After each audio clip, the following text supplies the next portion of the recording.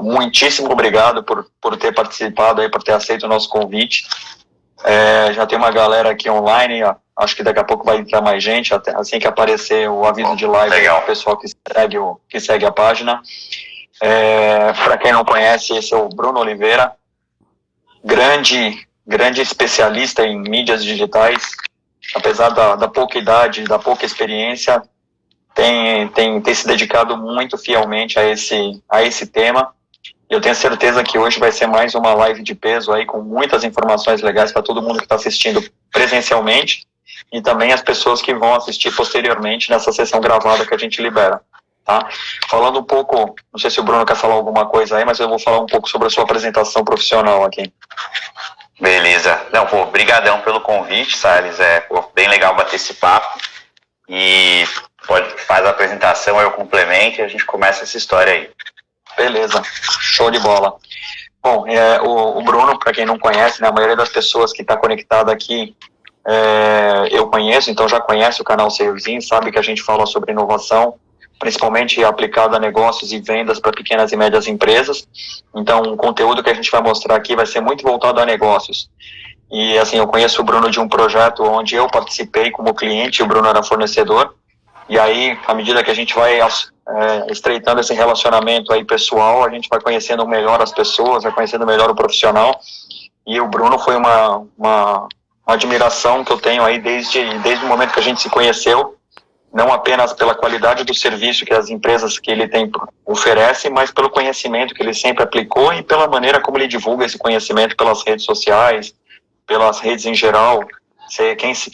Eu vou convidar as pessoas a seguir o perfil do Bruno no LinkedIn, principalmente no LinkedIn. Tem muita live, muito evento que ele participa. Quem quiser conhecer mais desse assunto que a gente vai falar hoje, tem muita coisa. Mas falando sobre o Bruno especificamente, é um cara que é um empreendedor serial, né, digamos assim. Teve uma passagem, já fez de tudo nessa vida e está só começando, né? Então, assim, é um cara que tem uma excelente formação, né? Estudou aí na escola Waldorf, que para quem não conhece, a Waldorf é uma formadora de talentos natos, né? E fez gestão em marketing na USP. E aí já está trabalhando com mídia digital já há 10 anos. Então, você começou com a SWU, né? Aquele evento, aquele festival de música. Depois tem uma passagem breve aí pela agência Fischer, e já como na Fischer já estava empreendendo, já estava com projetos novos, e aí começou uma série de empreendimentos. Então, um dos empreendimentos é a Flamingo, que vende roupas, né, estilo Miami Vice, né? Tem algumas startups que começou, outras deram certo, outras não deram. E hoje em dia ocupa, principalmente, a maior parte do tempo, ocupa duas funções. Uma de sócio-diretor de inovação e performance da Control 365, que é uma agência de marketing especializada em mídias digitais. Já está há quase 7 anos nisso, né, Bruno? Isso. Vamos fazer 8 anos esse ano. Isso. E, assim, a Control 365 é a maior concentração de Brunos e Brunas por centímetro quadrado, né? Um deles acabou de entrar aqui, o Guirello. Né? Exato. Eu acho que para cada 3 funcionários, um é Bruno, né? Ou Bruno. Já chegou até o ápice lá, uns 6 Brunos e Brunas. Pois é. 7. E além disso, aí mais recente, nos 3 anos para cá, também abriu a Display, né? Que é a empresa de mídia programática, que a gente vai falar muito sobre mídia programática aqui. E aí, vários outros empreendimentos, e nas outras vagas o Bruno é DJ. Então, além de... Tive um cachorro. Peraí. Meu cachorro, ela acha que é o único cachorro que mora no prédio aqui. Então, deixa eu dar um... Pronto, resolvido. Resolveu? Bota ele no colo que ele... Bota ele no colo que ele fica tranquilo. Fica tranquilo. Beleza. Então, vamos lá. Bom, primeira coisa, feitas as apresentações, né, agora que as pessoas conheceram um pouco melhor o Bruno e sabem que ele fala com propriedade desse assunto, a minha primeira pergunta para você não é nem relacionada ao tema, mas sim relacionada ao empreendedorismo, que muitas das pessoas que estão aqui ou são empreendedoras ou sonham em ser empreendedoras, e você teve uma carreira corporativa muito breve e logo você já começou a empreender. Eu queria entender um pouco de você, na sua visão como profissional. Por que você decidiu parar com a tua carreira corporativa e começar a empreender tão cedo? O fato de você ter estudado numa escola Waldorf te ajudou a isso ou não? Assim, eu acho que ajudou bastante, até obrigado aí pela introdução, acho que é uma coisa que ajudou bastante. Lá você é meio preparado para a vida, né, e não preparado para uma prova, então acho que isso é muito legal.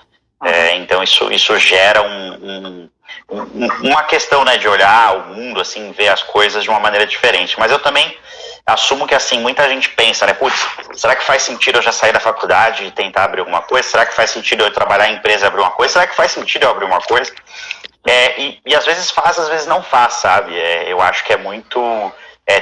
hoje em dia, principalmente, a gente vê nas redes sociais, né, uma glamorização do empreendedorismo, né, de uma coisa que até eu acho que é legal, é bacana incentivar as pessoas, mas ela é perigosa, porque não para cada uma flor você tem 99 problemas. Então, na realidade, o que aconteceu muito comigo foi assim, eu tinha essa vontade, lá atrás, né, até o Guilherme, que hoje está com a gente foi nessas empreitadas de noite aqui em São Paulo, mas a minha maior questão é que eu queria tocar como DJ, nenhuma festa me aceitava na época. Eu falei, pô, se eu fizer a minha festa, aí não tem jeito, né? Porque era o dono da bola, né? Você era o dono da bola, exato. Ninguém ia te tirar do jogo, né? Exato, eu falei, podem odiar, mas assim, aí eu lembro, a gente desceu a Augusta, entregando flyer, a gente alugou uma casa, que era o Hotel Cambridge na época, a gente, puta, completamente na loucura, a gente não fazia ideia de como a gente ia fazer aquilo.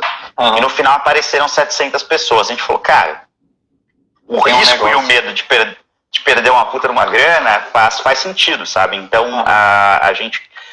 E aí depois, quando eu tava trabalhando no festival, o festival acabou terminando, teve alguns problemas de gestão, e aí eu fui transferido para a agência que era do grupo, fiquei lá um tempo, mas eu tava meio desencaixado, assim. E aí eu comecei a tentar fazer o intraempreendedorismo, que eu acho que é um empreendedorismo legal, né, de você tentar mudar alguma coisa lá dentro, a agência não era tão digitalizada, eu comecei a propor isso, mas na época tinha muito uma visão de que o digital não dava dinheiro, que o digital não valia a pena, que o digital era só trabalho, que o digital era um modismo. Bem, não precisa falar nada, né? Sim. Não é mais, mas assim... Era um modismo, já deixou de ser faz tempo. Exato. É que nem o celular, né? Putz, já... Exato. O mobile já é realidade. E aí eu comecei a ter algumas questões lá e um belo dia eu, saí, né? Saí é um jeito bonito de dizer, eu fui saído, assim. Então...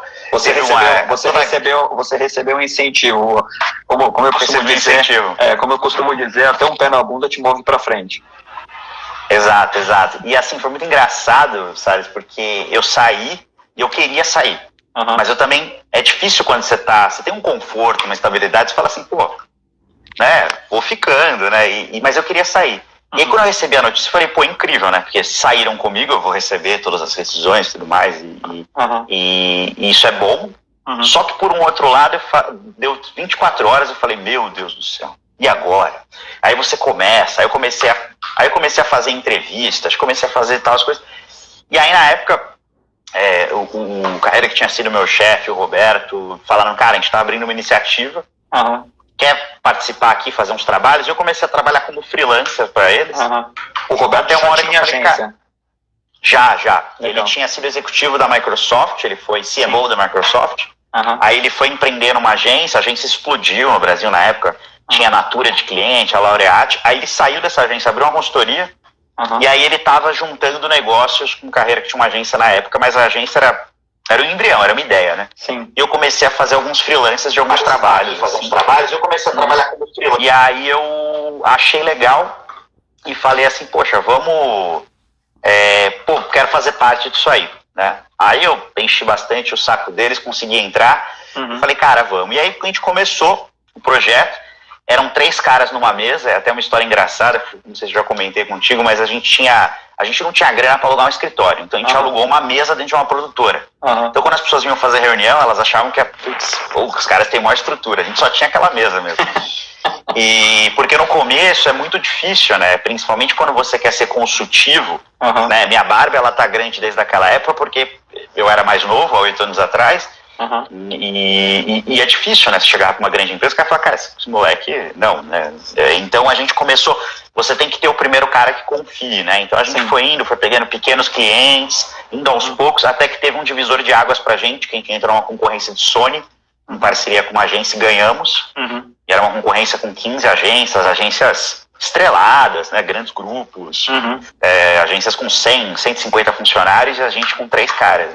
3 na época não, acho que a gente tinha um pouco mais, a gente já tava, o Mirello já tava uma galerinha, a gente já devia estar, no, sei lá, 5. Sim. Então, era total startup, né? Total startup. Total startup, total. E assim, e aí é uma questão até que eu acho que é legal, se eu posso passar alguma coisa para quem quer empreender ou pensa nisso, é o quê?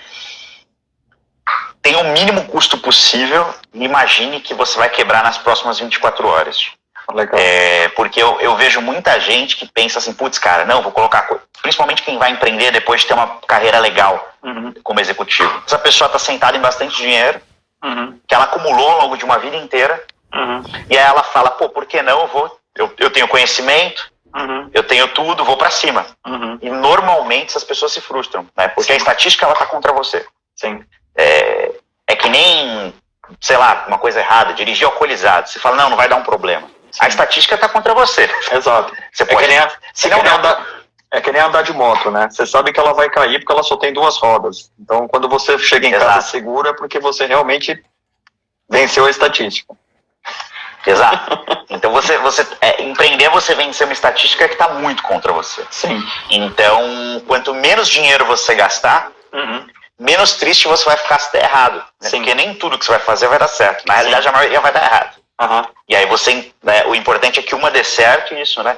Então, foi isso, a gente teve essa virada, nisso começaram a vir outros clientes legais, a agência começou a crescer, a gente trabalhou com a Microsoft, com a Malve, com a Mideia, com a Acer, que é um cliente nosso aí, que está com a gente há muitos anos, né? A gente vem crescendo junto com o cliente, isso é muito legal quando o cliente cresce com você. Fizemos Nestlé bastante no ano passado, então, e aí isso começaram a vir grandes marcas. Aquele de Curitiba, que é um banco, né? É o Paranabanco, é um banco Paranabanco, é um banco legal. Hoje a Control, ela é bem estabelecida, quer dizer, hoje ela bate de frente com qualquer agência de digital do Brasil. Sim. Hoje a gente tem tranquilidade de bater de frente, mas a gente ainda é muito enxuto.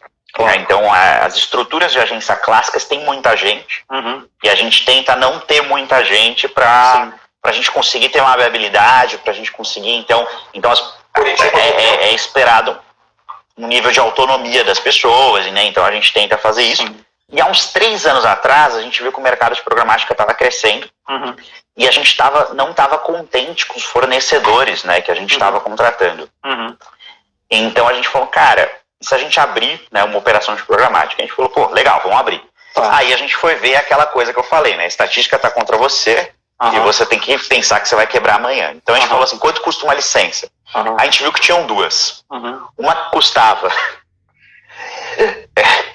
$500 mil por mês, a outra $500 mil por ano. A gente falou, pô, caro, hein?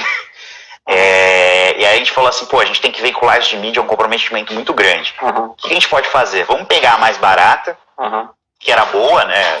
Tinha que ser boa, tinha essa premissa, e vamos dividir por 12, em 12 parcelas. Pô, ainda tá caro. Tá, vamos tentar então conseguir 2 clientes, e aí a gente consegue abrir essa operação com esses 2 clientes, e o resto a gente vai ter que batalhar. Se a gente não conseguir o resto, a gente falhou. Mas a gente já mitigou nosso risco.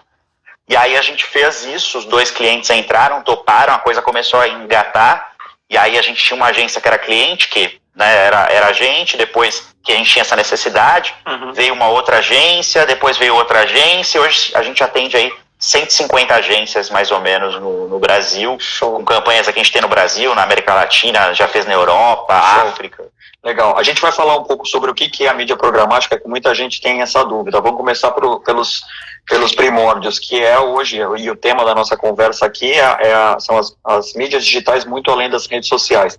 Mas para a gente falar além das redes sociais, é bom a gente falar um pouco sobre o que são as redes sociais, e por que as redes sociais viraram essa comoditização da propaganda, digamos assim, da publicidade. Hoje qualquer micro, pequena empresa tem a sua capacidade de ir lá, fazer o seu anúnciozinho, sua campanha num pente da vida, o filho de 10 anos faz a campanha, o cara sobe na rede social dele, impulsiona a publicação e acha que está detonando. Eu queria que você explicasse um pouco o que não é bem assim, quer dizer, a história não é tão tão simples desse jeito como as pessoas pensam, né? Exato, o que é legal de redes sociais? As redes sociais, elas são muito democráticas, né? Elas vivem de uma coisa que a gente chama de user-generated content, que é o quê? Conteúdo gerido pelo próprio usuário. Então, as redes sociais, o TikTok é uma febre. Ele é uma febre por quê? Porque ele é uma plataforma disruptiva, ok, isso é 50% da história.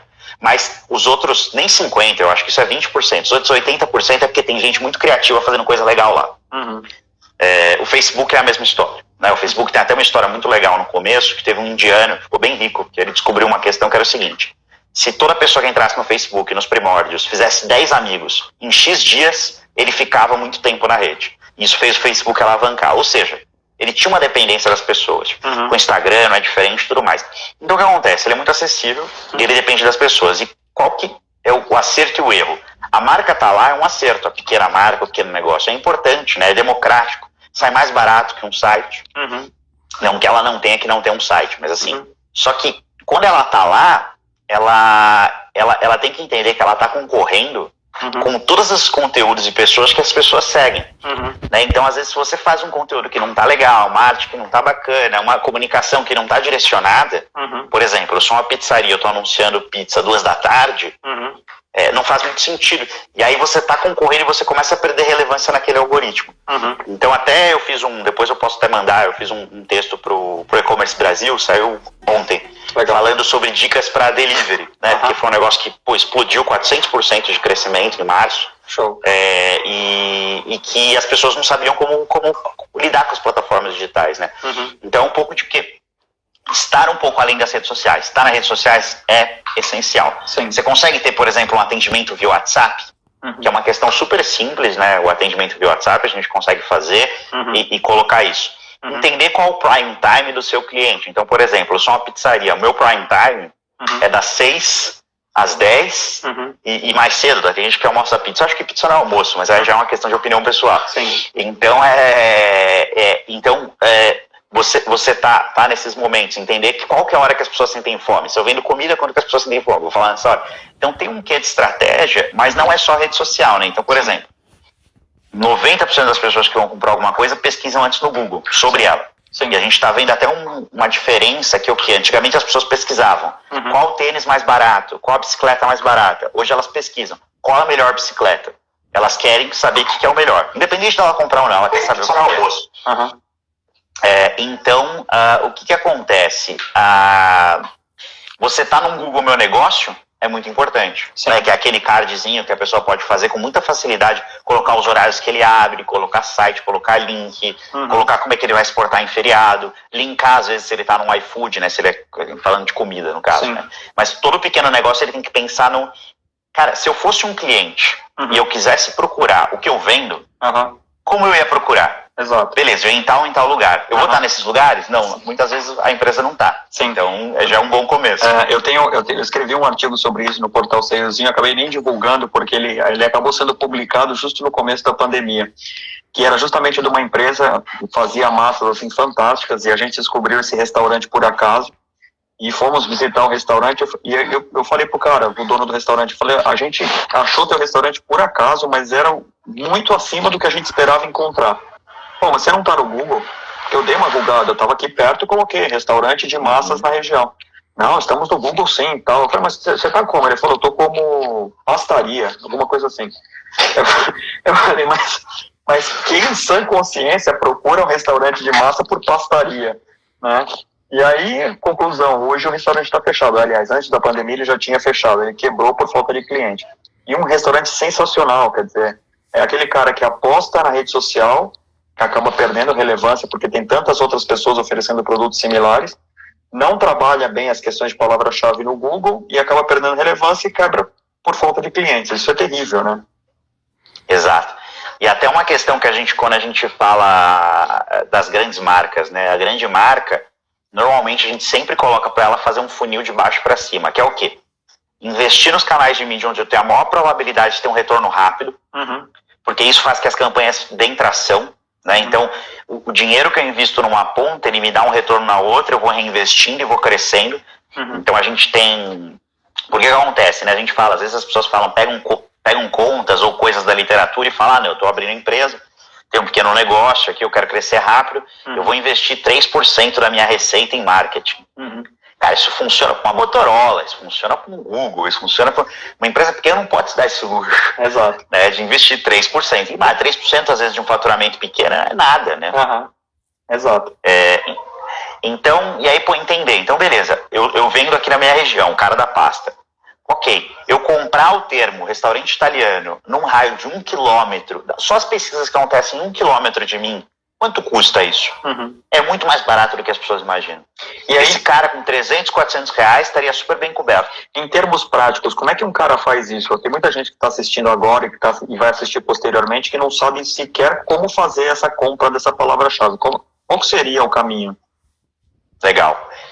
Primeira coisa, abrir uma conta no Google Ads, né? Você cadastrou seu estabelecimento, mesmo que você seja um profissional liberal, alguma coisa assim também é importante ter, você cadastrou o estabelecimento ali. Você fazer uma conta no Google Ads, né? Google Ads, quando você está ligando, ele tem duas possibilidades. Você criar uma conta Express, que é uma conta que o Google facilita o setup da conta. Ele não dá muitas opções, tá? Mas assim, para uma campanha até 500 reais por mês, super atende. Tá. Ou você abre uma conta tradicional, e aí você vai ter que aprender um pouquinho a operar. Putz, tenho tempo e quero aprender, o Google tem uma academia que tem todas as coisas ali que você pode aprender e tudo mais. E nessa academia você consegue ter acesso a materiais e tudo mais. Então,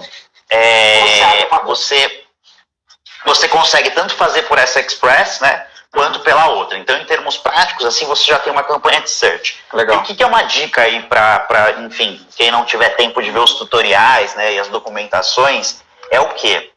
Você pensar nas pesquisas de um modelo que é uma pesquisa numa cauda longa, tá? O que é uma cauda longa? Uma cauda longa é o seguinte: eu quero comer, sei lá, eu vendo tênis. Uma pesquisa muito fechada seria tênis Nike 42 preto.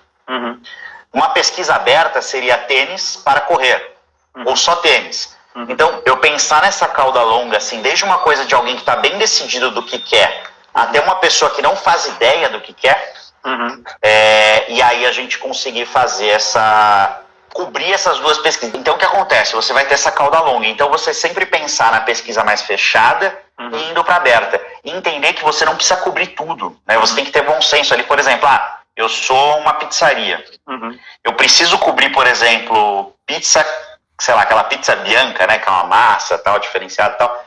Putz, quantas pessoas vão pensar, sabe? Se você colocar pizzaria perto de mim, pizzaria, já está muito bom. Então, você entender e você ter uma coisa que é o seguinte: se você não estiver usando a conta Express, se for fazer por conta, entender que você tem que organizar as palavras-chave com base na resposta que... Você compra uma resposta, né? Então, o cara pesquisa alguma coisa, você compra uma resposta. Quando você compra uma resposta, como que eu organizo minhas respostas? Então, a analogia que eu gosto de usar é a seguinte: imagina que você é uma pessoa muito organizada, isso não serve para quem não é organizado, e você tem nas suas gavetas separadas os tipos de roupa. Os tipos de roupa que você tem nas gavetas são os produtos e serviços que a sua empresa oferece.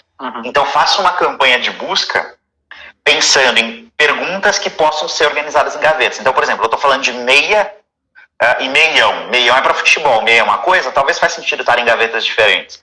E aí você faz essa estruturação do que você tem de negócio para oferecer e resposta para essas perguntas. Isso pode te dar muito mais retorno do que ficar impulsionando um post na rede social. Então, e aí indo para esse assunto de impulsionamento de post em rede social, ele dá uma impressão muito... você se ilude com a resposta que você vai ter. Quer dizer, você fala, eu gastei pouco, gastei 30 reais para impulsionar um post e eu atingi 3 mil pessoas. O cara fica impressionado. Nossa, eu cheguei em 3 mil pessoas. Mas você vendeu quantos? Não vendi nada, mas eu cheguei em 3 mil pessoas. E aí o cara vai insistindo nisso e acaba que não tem retorno nenhum. É duro dizer que isso é um engodo, né? Que é uma enganação, porque na realidade você realmente tem essa exposição, né? Você tem essas impressões para as pessoas que estão assistindo, mas essas impressões elas são tão mal qualificadas que o retorno que isso vai trazer para a empresa é muito pequeno, né? Exato. O que acontece é o quê? Às vezes, para você ter uma estratégia dentro de redes sociais que a qualificação da impressão vai te trazer uma galera legal, isso existe. A gente tem clientes que usam e tem ótimos retornos. Só que isso leva tempo e muito dinheiro. Né? Então, assim, a gente tem, por exemplo, um público para um cliente aqui na Control, que ele é todo baseado em algoritmo, aprendizado do algoritmo. Então, ele procura pessoas com um certo perfil baseado no algoritmo.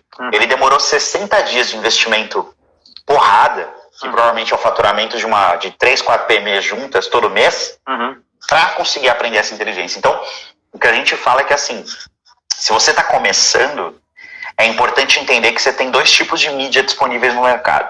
As mídias proativas, que é uma mídia proativa. O Facebook é uma mídia proativa. Você está descendo sua timeline, pode até ter relevância com alguma coisa que você tem interesse, né? Eles são muito bons nisso. E aí você olha um anúncio e fala, pô, legal isso aqui e tal, mas está sendo proativo. Né? Eu estou mostrando, olha, tudo bem, aqui eu sou arquiteto, tal, você que gosta de casas, sou arquiteto. E você tem a mídia reativa, que é, por exemplo, a busca. Então o cara pesquisou escritório de arquitetura em São Paulo. E eu aparecer lá, eu estou sendo reativo. Então eu estou indo para uma pessoa que já está num processo de decisão ali de compra muito mais avançado. Se eu sou uma pequena empresa, um pequeno negócio, eu tenho que começar por aí. Não faz sentido eu fazer o outro se eu não estou aí ainda, sabe? Sim, que aí vem aquela questão do funil, né? Quer dizer, quando você está na pesquisa reativa, você já está numa outra fase do funil, que a chance de uma conversão é muito maior, porque o cara já está procurando esse produto, esse serviço. Se você conseguir atingir esse cara nesse momento, a sua chance de sucesso é muito maior. Exato. Mas assim, e é o que é legal, onde que as redes sociais funcionam muito bem. Existe uma estratégia que a gente chama de retargeting, né? Ou remarketing. As pessoas falam que é diferente, mas tudo é a mesma coisa. Que é o quê? É você reimpactar alguém que já interagiu com o seu negócio. Como as redes sociais são muito usadas no Brasil, é um lugar perfeito para fazer isso. Então, o que você pode fazer? Uma estratégia combinada. Coloca um pequeno dinheiro e compra algumas pesquisas que façam sentido no seu negócio, no seu raio. Né? Entender assim, porque é tentador, né? Você colocar lá Brasil. Mas, putz, olha a tua carteira, olha o teu business. Faz sentido você estar falando com o Brasil inteiro? Sim. E às vezes as pessoas moram em praças que são tão fortes, como São Paulo, que tem tanta demanda, que tem demanda para todo mundo. Ou em praças que são carentes. Sim. Só para colocar um exemplo prático, uma das pessoas que está assistindo aqui é a Sandra, que tem uma empresa de brindes. Ela obviamente atende o Brasil inteiro, mas se ela quisesse fazer uma campanha para brindes específicos, a sua recomendação é fecha num mercado, por exemplo, São Paulo já é um mercado super forte, ou pega a zona sul de São Paulo, onde você tem grande quantidade de empresas ali, Berrini, Faria Lima, essas coisas todas, investe na compra de uma palavra-chave de uma pesquisa proativa naquela região, é isso? Exato, às vezes porque você vai ter, o que acontece, você, por exemplo, o brinde é B2B, né, acho que é um exemplo super legal. Sim. Então, você precisa negociar com alguém. E claro, você pode atender o Brasil inteiro, mas o cara pode sentir mais confiança, né? A gente está fazendo uma expansão nacional agora. E a gente tem muita dificuldade, a gente batalhou muito para conseguir ganhar relevância em praças como o Sul e Nordeste, que são praças incríveis. Mas são praças que elas têm um quê do território ali, né? O cara ele gosta de conversar com quem é da região, então às vezes você focar numa praça que está mais próximo de você, eu acho que o refino de bairro é muito sofisticado, assim, eu faria, cidade, uma cidade como São Paulo, hein, é muito grande, é incrível. A cidade de São Paulo, ou o quê? Eu tenho o meu Google Analytics instalado no meu site, ou eu tenho um cadastro dos clientes, qual que é meu 80-20? É outra coisa que a gente sempre faz. Então, normalmente, né, 80% da minha receita se justifica por 20% de qualquer outra coisa.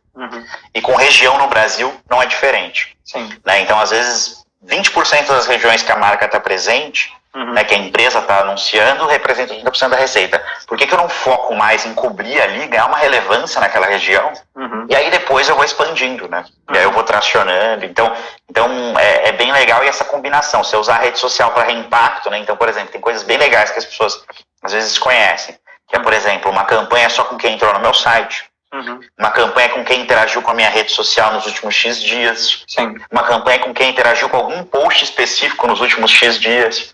Então são coisas interessantes além do público de interesse, né? Que a gente coloca lá, interesse em tal, 7 milhões de pessoas, e seja o que Deus quiser. Mas para isso você tem que ter configuração de pixel do Facebook para poder tracionar, para ver que aquela pessoa passou pela sua rede social. Quer dizer, entra um pouco mais de complexidade que um empresário normal não tem condições de fazer.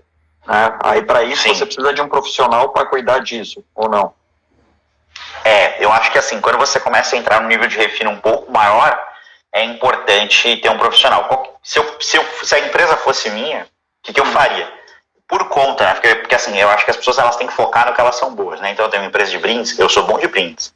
Eu não preciso ser ótimo em marketing digital. Se eu tiver uma noção, é incrível, mas não preciso. Minha expertise é isso. Então, fazer um Google Express, que ali você não vai ter dificuldade alguma de configurar uma campanha com qualidade. Você fala assim, o que você vende, tá? É muito legal.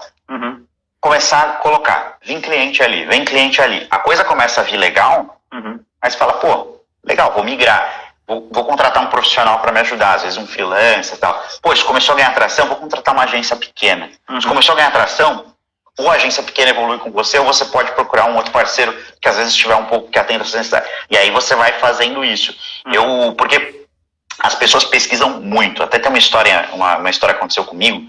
Uma vez eu fui num evento de uma associação que tem digital, e a Microsoft estava patrocinando, e na época eles queriam divulgar o Bing. O Bing adoro a Microsoft, são nossos clientes, mas assim, o Bing aqui no Brasil ele não deu tão certo. Sim. Nos Estados Unidos ele é forte, mas aqui no Brasil as pessoas não usam muito o Bing. O Bing é tão conhecido como o Google da Microsoft. É o Google da Microsoft. É tipo o Google, só que da Microsoft. Não pegou aqui no Brasil, né? Então, não pegou. E aí, o que aconteceu? Eu ganhei uns vouchers. E aí, quando eu tava saindo, eu peguei um voucher na mão, né? E aí eu perguntei pra moça que tava distribuindo, eu falei, esse voucher é cumulativo? Tipo, eu só posso usar um ou eu posso usar vários? Ela falou, não, pode usar vários. Aí eu vi que tinha um monte aí. Cara, né? Você tem que ser sempre elegante, né? Eu falei, posso pegar mais uns? A mulher me deu um bolo, assim. E aí eu ganhei uma porrada de crédito pra usar no Bing. E aí eu comecei a carregar esses créditos no Bing, e na época minha namorada trabalhava na Natura. E eles estavam fazendo um teste que era pra vender Natura digitalmente. Então cada consultora, né, ela tinha um site. Né, e aí ela podia vender por esse site. Eu peguei meus créditos no Bing e comecei a compre Natura online, consultora Natura perto de mim. Aí eu criei alguns grupos, tipo, caiaque, comecei a pegar eu vi o que era mais famoso, perguntei pra ela, o que vende mais? Ela falou, vende mais isso. Falei, beleza. Fiz anúncio dos produtos que vendiam mais. E aí a gente começou a vender pra caramba. Ela até ganhou uns negócios, foi maior vendedora. Legal. Em curto período de tempo da região e tal. E a gente chegou a vender receitas relevantes. Eu não lembro o valor, se foi isso, mas assim, tipo, coisa de 15 mil reais num dia, assim, numa Black Friday, sabe? Que legal. E como ganhava uma comissão desse valor, você fala, pô, legal, né? A gente perdeu ali porque parece que nem toda ideia é tão, né? A Natura, um monte de gente começou a ter a mesma ideia que eu e comprar mídia. E como muita gente comprava as mesmas palavras, começou a ter uma concorrência entre a própria Natura. Sim. E aí no final acabou. Hoje a loja ainda existe, vende pouquinho lá, mas não que nem os anos de ouro. Legal. Mas o que eu quero dizer com isso? Uma coisa muito simples pode já gerar um retorno muito rápido. E esse retorno muito rápido, você pode reinvestir para fazer outras coisas. Legal. A gente tem várias participações de pequenos empresários aqui hoje, né? Então a Renata, que está começando um negócio novo, a Sandra, que eu te falei, o Nelson, que foi uma das pessoas que participaram da live recentemente, falando sobre segurança digital, fez uma pergunta aqui. Ele falou para mim, que sou um empreendedor, o Google Express trabalha bem na questão de regionalização para o Instagram? Tá. A regionalização, ela é boa, porque o que ele vai pegar? Para rentabilizar a campanha, ele vai tentar focar em micro-raios, né? Ele vai tentar focar em espaços muito pequenos, né? Porque é muito mais fácil, claro, dependendo do seu serviço, você ficar muito bom num espaço muito pequeno, do que você almejar um espaço muito grande, que senão a tua verba ela não rende, né? Porém, ele não tem integração com outras plataformas, né? Então, o mix dele com o Instagram teria que ser feito um pouco na mão, assim. Então, às vezes, tentar entender como que o pixel do Instagram funciona, instalar ele no teu site, reimpactar as pessoas dentro da sua cidade, sabe? Fazer coisas mais... Legal. Aí, até uma dica de Instagram, nunca clicar naquele botão impulsionar agora, que tem ali na timeline, assim. Eu sei que é mais difícil no gerenciador, mas vale mais a pena gastar uma hora entendendo como aquilo funciona do que apertar aquele botão, porque você pode perder muito dinheiro naquele botão. Legal. E é interessante você falar sobre a importância de você ter um site, porque esse foi um dos assuntos que foi a primeira live que a gente fez aqui no portal, foi com o Beto da GoDaddy, e ele estava justamente falando sobre a importância de você ter um site. E as pessoas falam, mas tudo que eu consigo fazer hoje no Facebook e no Instagram já está o suficiente. Na realidade, vem muito ao encontro do que você falou aqui sobre as buscas, né? Quer dizer, o mínimo que você precisa ter é o Google Negócios, para que quando você fizer uma busca na sua região casa de massas na minha região, você pelo menos aparecer na primeira página, que é o que todo mundo diz na questão de mídia digital, é que se você quer se esconder de alguém, vai para a segunda página do Google, né? Então, se você não tiver o mínimo de relevância para as pessoas te acharem na primeira página, esquece. É isso. Exato. Porque as pessoas, elas vão clicar o que tem na mão ali, né? Então, o fato de você aparecer... E assim, e o poder da internet, ele é impressionante, assim. A gente fez uma vez uma brincadeira e uns amigos, que a gente estava falando sobre, na época que estourou o Pokémon GO, né? E aí, um amigo meu mostrou um tweet com a menina, falava, não quero buscar Pokémon, eu quero achar cerveja barata. E aí esse amigo é programador, um excelente programador, por sinal. E aí ele falou assim, cara, dá pra fazer isso aqui, viu? Falei, quanto tempo? Uns 7 dias. Aí ele falou, beleza, agora a gente precisa divulgar isso. E a gente criou tipo um Waze de cerveja. Então você ligava, ele pegava teu GPS e falava onde que tinha cerveja mais barata. Sim. Só que era cadastrado pelos usuários, né? Então a gente fez o sacrifício de sair na Vila Madalena, em lugares que a gente sabia que iam ter mais fama, e em todo bar pedia uma cerveja, fotografava o cardápio, ia pro próximo bar. E aí a gente fez a primeira base ali, e os usuários começaram a participar, e o que a gente fez? A gente falou, a gente precisa divulgar isso. E a gente começou a mandar no inbox de veículo. Então eu mandava no inbox do Catraca Livre. Oi, pessoal, a gente lançou um aplicativo e tal. E a gente começou a mandar. Que era o preço do litrão, o nome desse app, né? Ele mesmo. E a gente chegou a ter 60 mil usuários, mapeou quase 500 cidades, e o negócio explodiu. E tudo orgânico. Então, o poder da internet, ele é muito legal. Então, assim, o empreendedor hoje, ele tem na mão, é muito difícil, não é assim, cria um viral da noite pro dia, mas o pequeno empresário, ele tem à disposição dele uma coisa que é muito acessível, que há 10 anos atrás era inviável. Sim. Um exemplo bem legal, tanto pro lado positivo quanto pro lado negativo, esse projeto que eu participei com a Control, né, com a empresa do Bruno, a gente estava fazendo um projeto de chip de viagem, né, chip para viagem internacional. E o lado positivo, o lado negativo, primeiro, é o seguinte, com o dinheiro que a gente colocava para impulsionar os posts no Facebook e no Instagram, os resultados eram surpreendentes, né? A gente tinha anúncio, a gente tinha postagem ali que tinha mais de 1 milhão de prints, né, de impressões. E aí, na hora que o Bruno, que está assistindo aqui, a gente ia apresentar pra gente, chegava a ser cômico, né? Pô, mas você teve mais de 1 milhão de impressões. Tá bom, quantos vocês venderam? 0. Né? Bom, então onde que está a falha? Não, a falha é justamente pelo fato de você não conseguir criar esse algoritmo, né? Que é o que a gente vai falar sobre mídia programática, de você conseguir entender o comportamento do cliente por trás e como é que você bota dinheiro numa campanha para que aquilo comece a virar uma rotina e o cliente que faz aquela busca e que é impactado, que ele lembre da sua marca futuramente. E aí, falando sobre o lado positivo, a gente fez ações super interessantes de cerca digital, que praticamente eu acho que ninguém que está participando aqui, que seja do lado empresarial, conhece essas cercas digitais, né? E você poder fazer campanhas num espaço físico específico, né? A gente chegou a fazer campanhas em centros de convenções, onde a gente não tinha stand, e a gente definia, nesse raio aqui, nesse quarteirão, todo mundo que tiver nessa feira com o telefone celular Motorola vai receber um push na página social dele, vai imprimir para ele exatamente o nosso anúncio. E era uma conversão altíssima. Então, assim, tanto pelo lado bom quanto pelo lado ruim, nós temos aí usos bem efetivos de redes sociais, mas não para leigos. Né? É aí que entra o papel do profissional em te orientar nesse tipo de ação, né?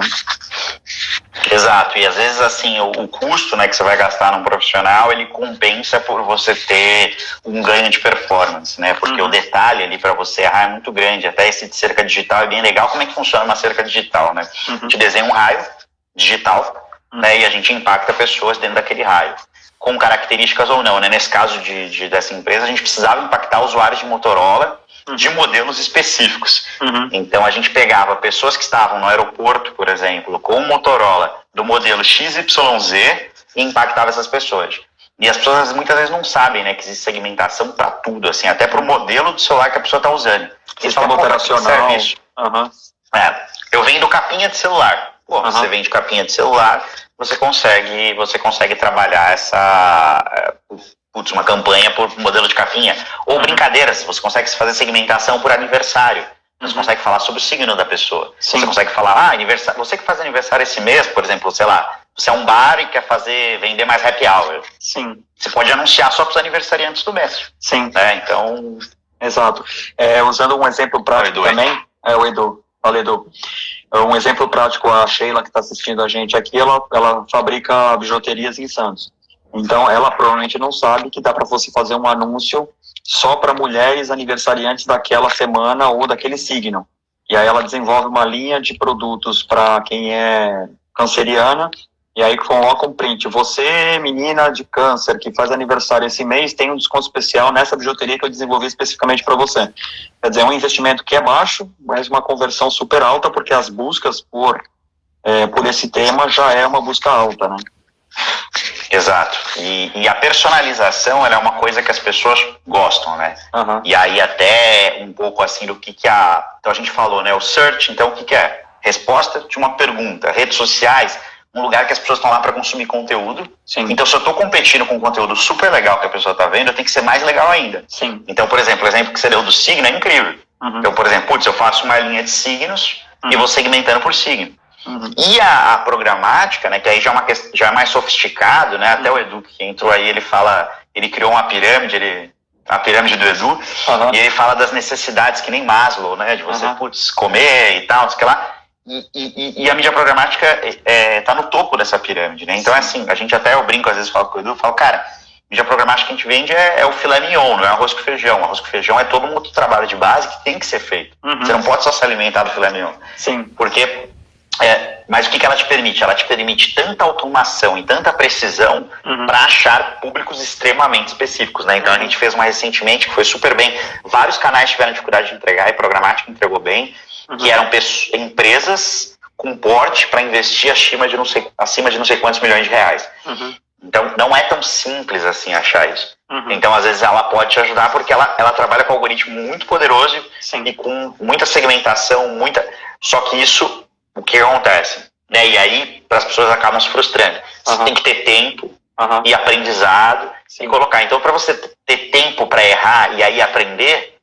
É bom já ter feito teu Google legal, é bom já ter um atendimento nas redes sociais legal, ter um atendimento, sabe? E aí tudo bem, porque você seus 20% da aposta. Exato. E aí quando aquilo virar, o resultado é incrível. Exato. Tem muita gente que acha que ganhar seguidores, inclusive de forma artificial, vai resolver o seu problema. Então, comprar robô, que eu acho que agora já não tem mais, né? Acho que não existe mais robô de Facebook e Instagram para ter seguidores, ou ainda existe?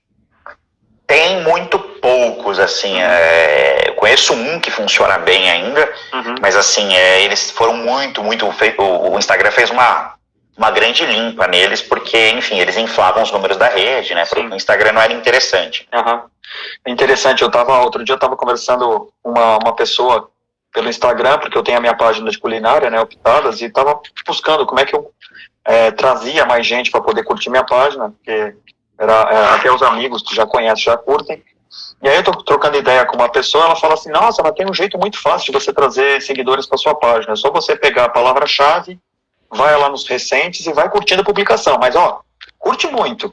200, 300, até seu dedo gastar. Você vai curtindo a publicação daquela hashtag e vai... Nossa, eu cresço 300 pessoas por semana. Eu falei, bacana, vou testar. Eu não tenho essa paciência de ficar curtindo 200 publicações, então eu curti lá 50 no máximo, mas funciona, né? Mas assim, até o Google vai perceber que isso em algum momento é fake e ele vai começar a bloquear realmente esse tipo de payback, né? De me segue que eu te sigo, né? Sim, não, e até tem uma questão que é o que, assim, eu acho que é importante, você tem métricas, né? A gente estava falando, por exemplo, mas eu fiz um impulsionamento, impactei 3 mil pessoas, 5 mil pessoas. Mas minha página tem X mil seguidores. Tem métricas que são métricas de ego. Que elas não significam absolutamente nada. Sim. Então você ter 5 mil seguidores, 200 seguidores, o que importa é o engajamento que essas pessoas têm e como que elas interagem, como elas divulgam os negócios. Porque você ter a métrica só pela métrica, pouco faz sentido. Claro que assim, vamos supor, eu sou uma seguradora, eu vendo seguros, né? Eu não sou seguradora, mas eu sou um corretor de seguros. Sim. E aí eu quero passar confiança, eu tenho 2 seguidores, pega meio mal. Então assim, claro, tem um volume ali que é legal, mas a partir de um certo ponto, deixa de fazer sentido. Sim. Não é mais então, relevante. Exato, você tem um número ali, sim, e às vezes aquele número pode não fazer muito sentido, né? Legal. Então não significa nada. Eu gosto muito de fazer a analogia do mundo offline para o mundo digital, e como a gente está falando aqui de mídia digital, é interessante a gente abordar esse tema. Ainda tem muita gente, principalmente pequenas e médias empresas, que ainda enxerga na mídia offline, né, a mídia que não é a digital, como uma alternativa. Então ainda acredita na panfletagem, no BuzzDoor, no relógio de rua, no totem, nesse tipo de ação. E a gente sabe que as pessoas cada vez mais passam o tempo olhando para o celular, olhando para o tablet, olhando pelo computador. E aí, essas mídias offline, a gente estava conversando sobre isso antes, né? Não é que elas não fazem sentido, mas elas têm um outro propósito completamente diferente. Eu queria que você pudesse explorar um pouco melhor esse tema. Não, legal. Então, o que acontece, assim, até eu peguei aqui uma notícia de 2015, as pessoas travavam em 2015 um celular 150 vezes por dia. Hoje, acho que isso aí deve estar mais de 200 vezes. Uhum. Então, assim, é uma tela que a pessoa tem muita interação todos os dias, eu até brinco, né, que fala, mas eu duvido que eu destravo a tela tantas vezes no dia. Uhum. Pega um dia que você tiver com muito saco e conta, você vai ver que de 100 você passa. Então, o que acontece? As mídias digitais, elas têm não só essa auto-interação e auto-uso, como elas têm possibilidade de feedback, né? Então se a pessoa clicar você vai saber, então você tem como saber o que está acontecendo, e possibilidade de segmentação. Então, por exemplo, que a gente falou da bijuteria, eu quero pegar a questão dos signos, a gente consegue fazer isso. A mídia offline, ela é incrível, né? Não é uma coisa, acho que não é um on contra o off, só que ela tem uma questão. Você não tem tanta possibilidade de segmentação, né? Então, por exemplo, um BuzzDoor, você vai segmentar a linha do ônibus que vai estar. Um abrigo de ônibus, você vai segmentar a rua que vai estar aquilo. Uma panfletagem, você vai ter uma quantidade de panfletos e onde que você vai colocar. TV, você vai ter os canais, e aí você, por histórico, as X pessoas que costumam assistir aquele canal, o que acontece? Você dá um tiro de bazuca para acertar uma formiga. Então, se você tem condições de investir um dinheiro sabendo que 80% a 90% daquele dinheiro não vai para o seu público-alvo final, isso tudo bem, legal. Se você está no momento de construir marca e tem dinheiro para isso, não há meio melhor, não há CPM mais barato do que uma mídia de massa. Explica o que é CPM, as pessoas não sabem o que é CPM. É verdade, é verdade. O CPM é uma conta para padronizar que seria o custo por mil. Então pode ser um custo por mil, nesse caso, custo por mil impacto. Se eu cada 1.000 pessoas que eu impacto, quanto que é mais barato? Então, por exemplo, eu sou a Brahma. O CPM mais barato é um Corinthians e São Paulo. É que o jogo foi no horário ruim, né? Mas é um Corinthians e São Paulo, num domingo. Que vai ter tanta gente vendo que, mesmo sendo muito caro, se eu dividir o custo que eu paguei pelas pessoas que viram em lotezinhos de 1.000, meu custo por impacto ele vai ficar barato. Só que quanto custa isso? Custa muito caro. Então a Brahma, ela tá falando ali com um cara que poderia tomar Heineken. Então, às vezes, assim, se eu não sou tão grande, eu não posso me dar esse luxo, às vezes faz sentido eu estar colocando, por exemplo, rádio, putz, incrível. Mas quantas pessoas que não são meu público-alvo eu vou atingir para atingir meu público-alvo? Uma propaganda que eu via bastante, na 89, era do Tatuyu. Eles devem ter permuta, porque é impossível, nunca vi um negócio desse, toda hora tal. E, pô, eu acho legal, assim, pô, você fala, caraca, um estúdio de tatuagem, né, anunciando na rádio. Mas dos ouvintes da 89, quantos estão dispostos a fazer uma tatuagem? Entendeu? Então é isso, assim, no digital eu poderia estar impactando pessoas só que quem tem interesse em tatuagem. E aí vem outras 3 letrinhas mágicas que é o CTA, né, que é o Call to Action. Quando você faz uma ação offline, você faz um BuzzDoor, você faz um ponto de ônibus, você faz uma panfletagem, por mais que você impacte aquela pessoa, exige uma reação dela adicional, quer dizer, ou é um telefone, ou é um e-mail, ou é um site, o cara tem que sair daquele contato e ir em algum lugar e acessar para poder ter a informação que ele quer consumir. No caso do digital, praticamente todas as ações que você faz já tem uma ação atrelada. É só apertar um botão, você já vai comprar, ou pelo menos vai ser direcionado a um lugar onde você vai ter mais informações. É isso, né? Exato, ninguém clica no anúncio de revista, você não consegue saber quem que botou o dedo na revista lá, né, e depois fazer um relatório, né, então Como você falou, né, ninguém sai correndo atrás do ônibus lá para clicar no anúncio, né? Então, você pode, claro, colocar métricas para ver, escaneia o QR Code. QR Code é um negócio que, acho que se tiver um desastre nuclear, né, vai sobrar as baratas, os GIFs e os QR Codes, né?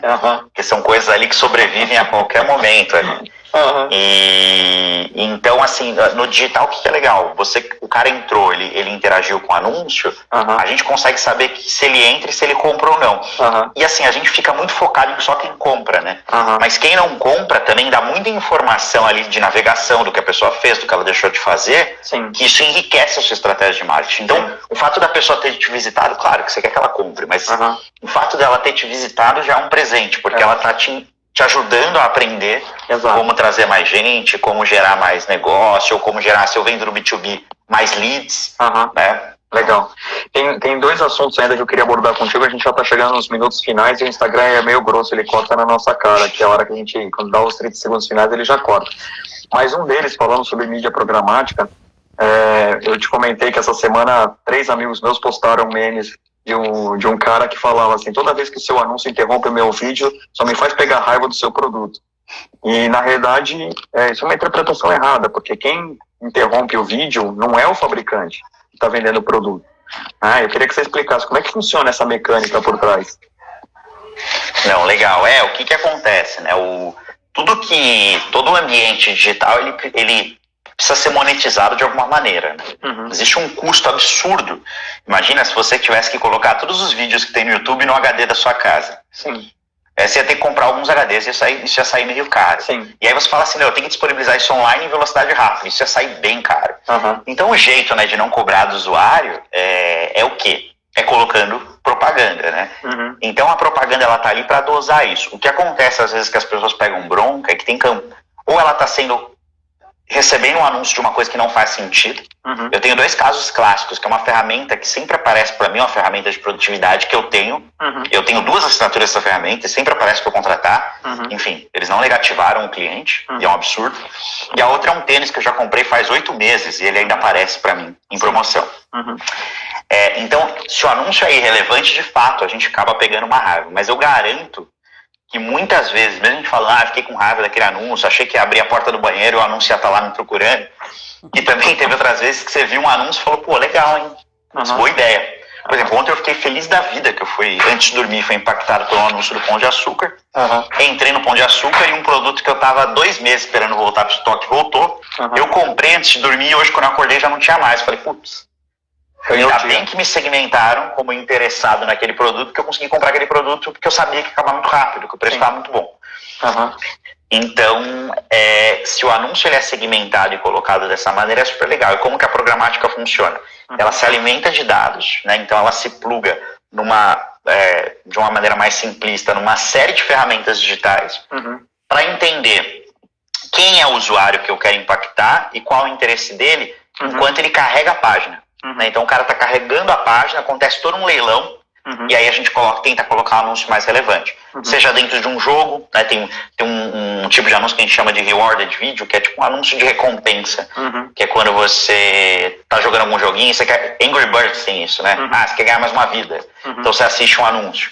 Onde que as empresas falham ali? O cara coloca uma frequência, que é a quantidade de vezes que você vai repetir ali para o cara ao longo de um determinado período, então, sei lá, frequência 15 por mês, então 15 vezes no mês, que o cara fica saturado, né? Imagina, se eu te ligar, a gente tem que ter bom senso, assim, né? Se eu te ligar para o Salles 15 vezes todo mês, ele vai falar, pô, esse cara é muito chato.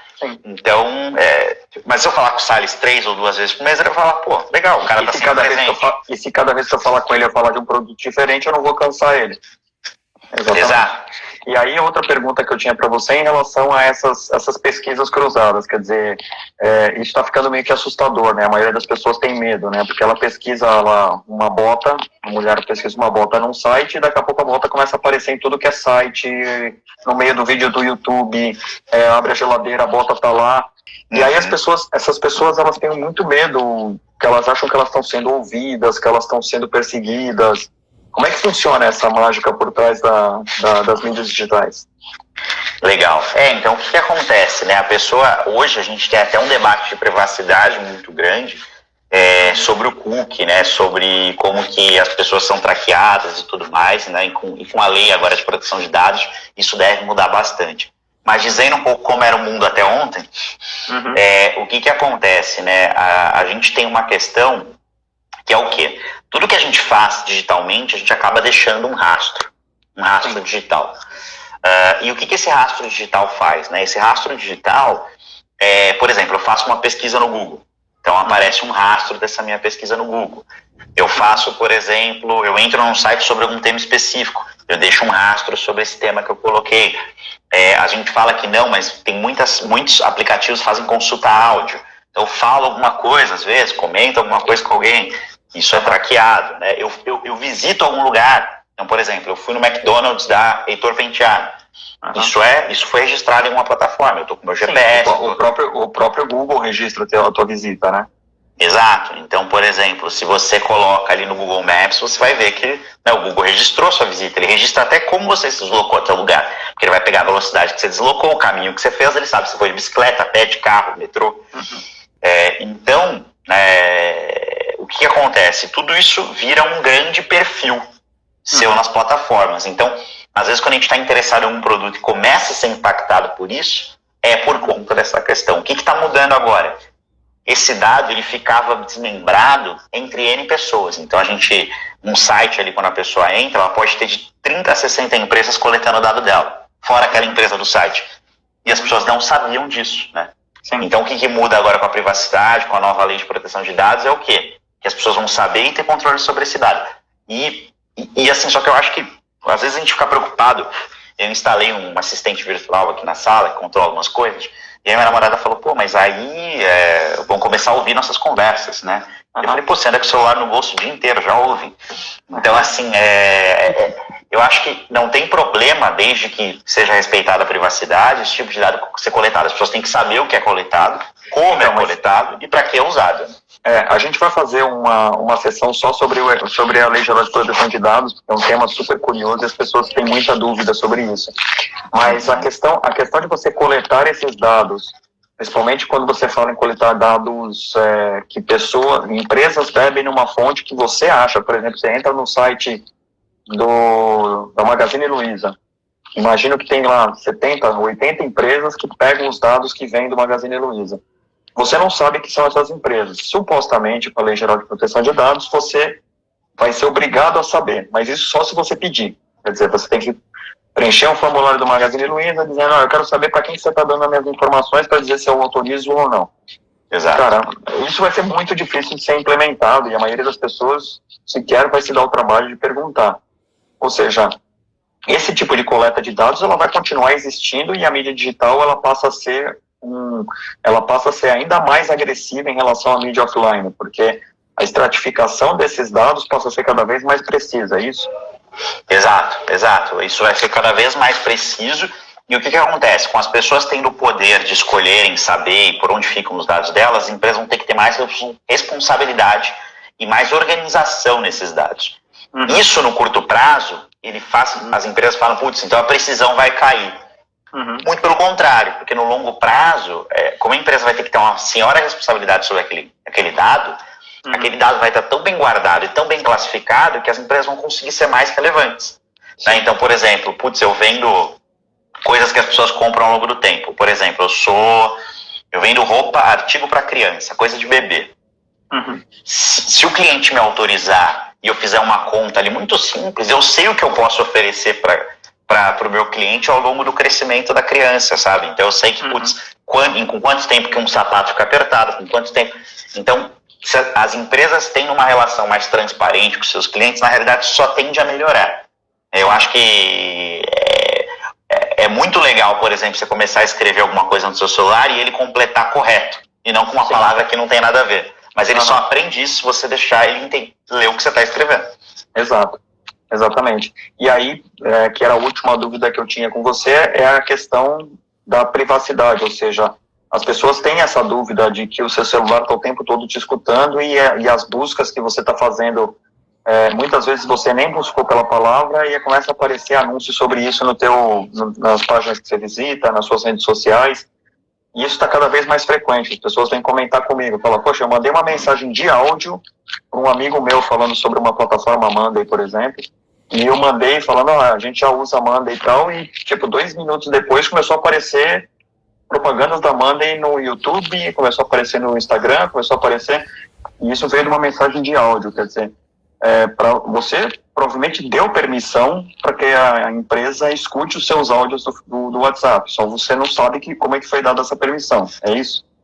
Exato, e uma coisa que está crescendo agora que o que acontece, né? O Google, por exemplo, fala que até 2023 eles vão desligar a coleta de terceiros dentro do Chrome, né? Que é o navegador deles, né?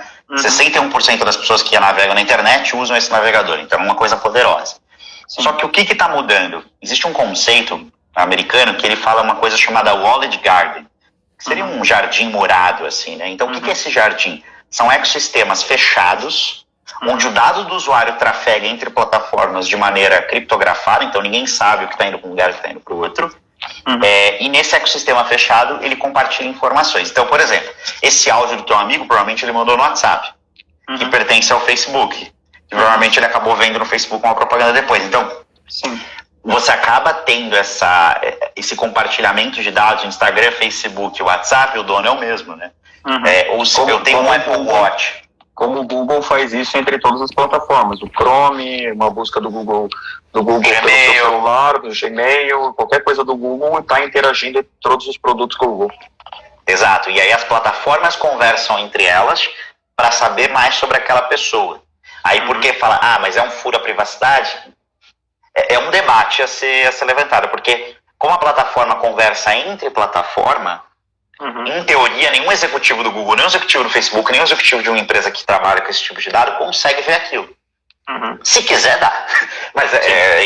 Mas assim, em teoria não precisa, então, porque a plataforma está conversando entre ela mesma. É uma conversa entre os próprios robôs, né? Então isso gera esses Walled Gardens. Um Walled Garden clássico também é o sistema da Apple. Né? Então, a pessoa que tem um Apple Watch, um iPhone e uma Apple TV, a Apple sabe o que ela gosta de assistir à noite, a Apple sabe se ela fez exercício ou não, a Apple sabe se enquanto ela estava assistindo, sei lá, Marley e eu pela terceira vez, ela ficou mais ou menos emocionada pelos batimentos cardíacos dela. A Apple sabe muita coisa sobre você. Né? Então a gente tem que entender que a privacidade, a gente aceita os termos e condições, a gente nem lê, né? Exato. Então, Exato. É que nem quando você discute com a sua mulher, você só dá aceite e não escuta nada. Ok, lá, aceito. Legal. Quer dizer, então essa questão de plataformas interligadas, a escuta ativa dos smart devices, os smartphones, os tablets, os assistentes virtuais na sua casa, eles passam a ser cada vez mais utilizados para te monitorar e saber quais são os seus gostos, as suas preferências, que tipo de produto, e realmente em algum momento ele vai começar a interagir proativamente para que você comece a comprar os produtos mesmo antes de você fazer a tua pesquisa. Esse é o futuro da mídia digital. Exato, a gente pensa aí numa automação extrema, né, onde a gente vai conseguir oferecer às vezes para a pessoa uma coisa antes dela precisar, ou quando a gente sabe que ela tem uma alta probabilidade de precisar.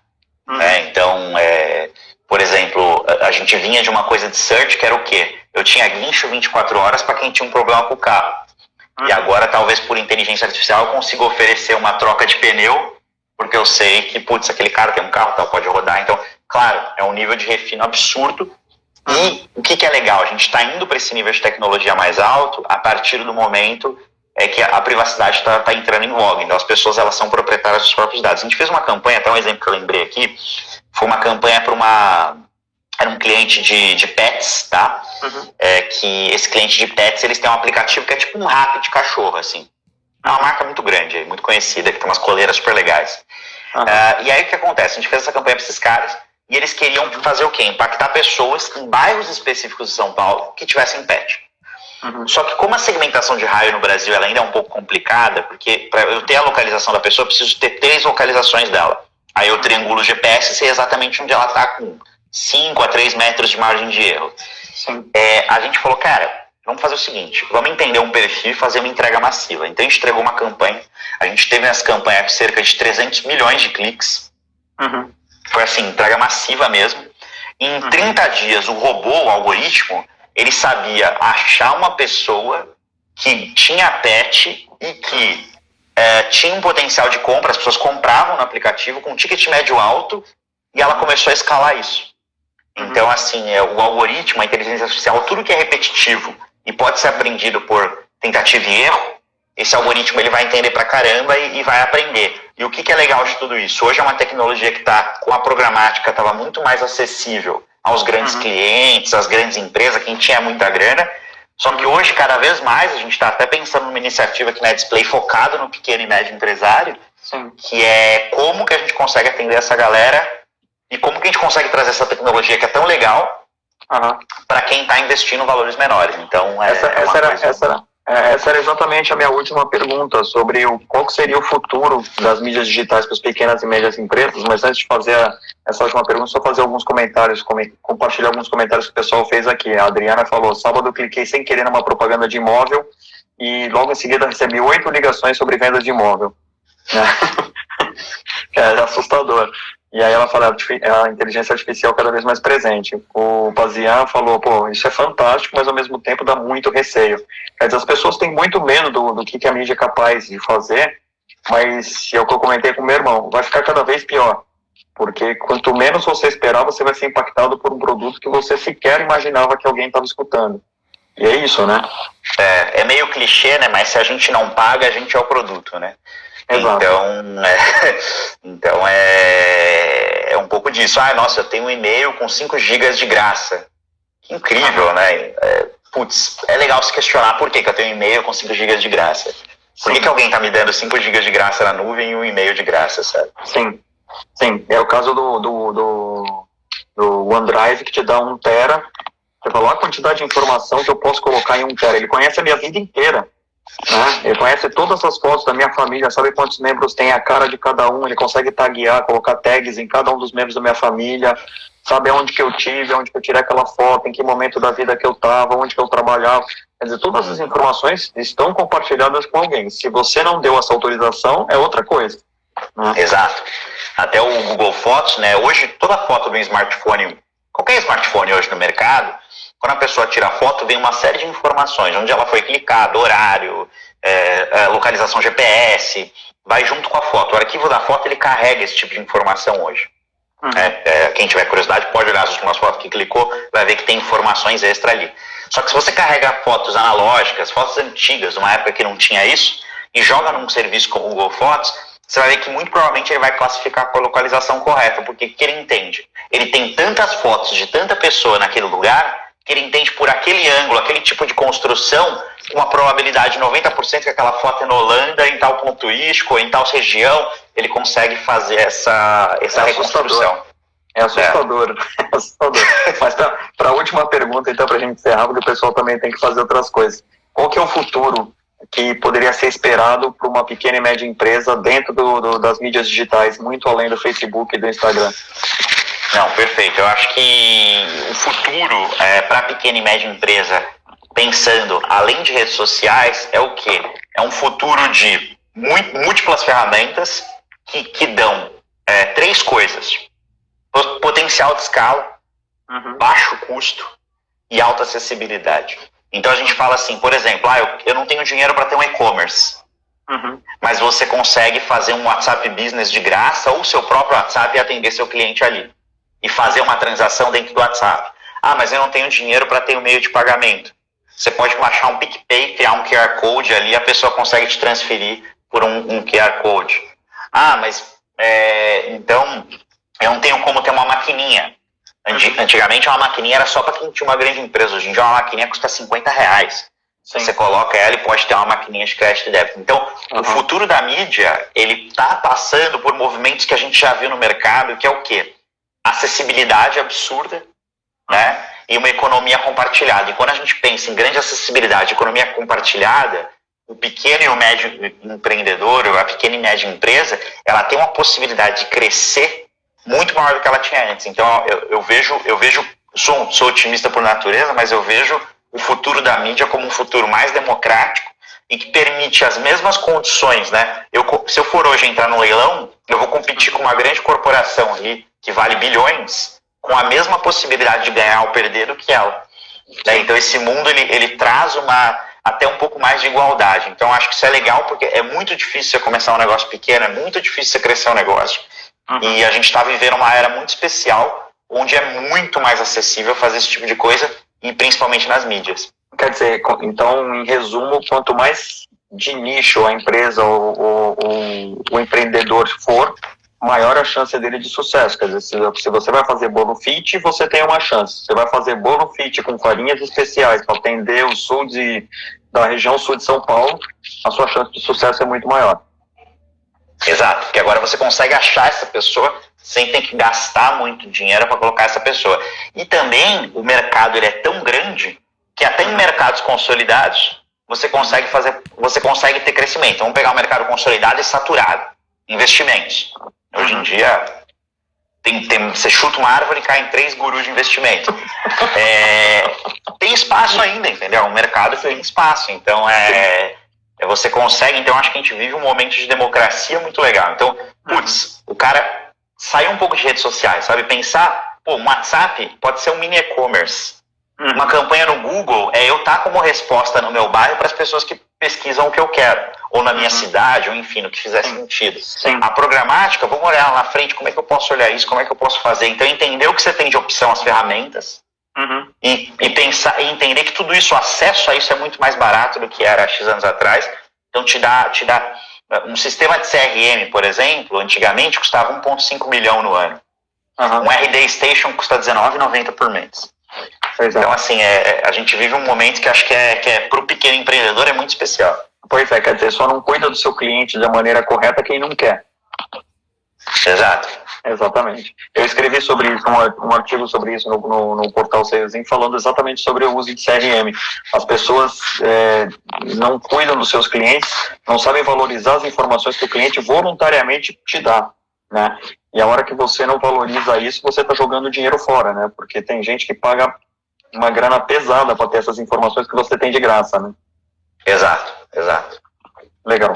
Sensacional, Bruno. Cara, baita papo legal. Tenho certeza aí o pessoal fazendo vários comentários positivos aqui, excelente conteúdo. Obrigado, legal. Thales e Bruno. Renata, maravilha. Super obrigado pela oportunidade, a Sandra mandou aqui. Foi sensacional, cara. Muito bom mesmo. Então, parabéns pelo conteúdo. É isso aí. Eu agradeço demais aí a tua presença, a tua disponibilidade. Você que é um cara super concorrido aí no seu sócio aí. Valeu, Betão aí. Betão. Um abraço, Betão.